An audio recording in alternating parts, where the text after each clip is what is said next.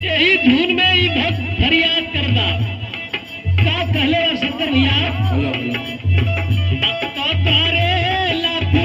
ताराये माई तो तारे लाखू ताराये माई बिड़ा बताया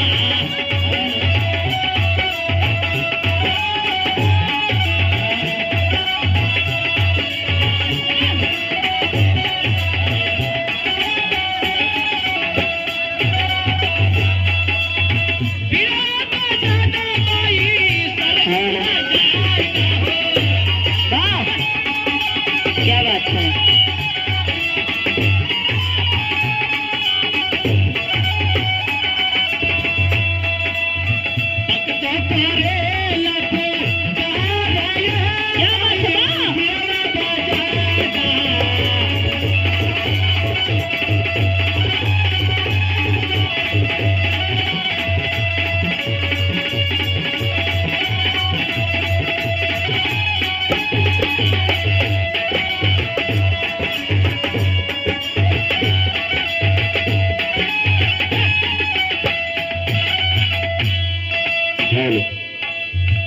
पहला लाइन में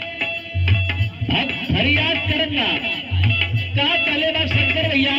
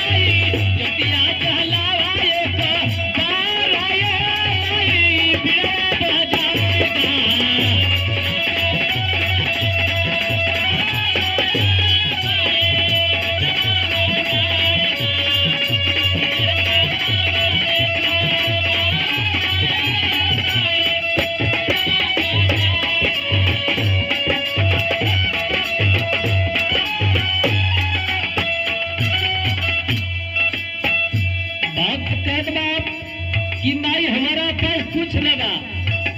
न नारियल बा न चुनरी बा न अगरबत्ती बा न धूप बा का पहले बा तू सरकी लाइन का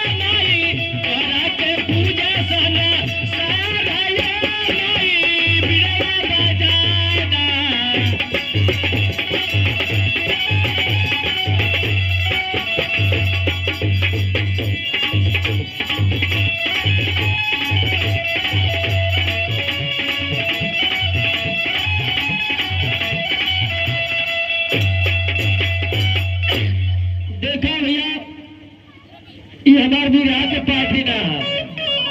बिहार के कुछ पार्टी और ही होले केहू तीर घर बा केहू मीर घर बा सब इन लोग कलाकार सेटिंग वाला मतलब ना हे भैया घर ताल भीतर बा उनकर भैया घर जमुरारी बा इनकर भैया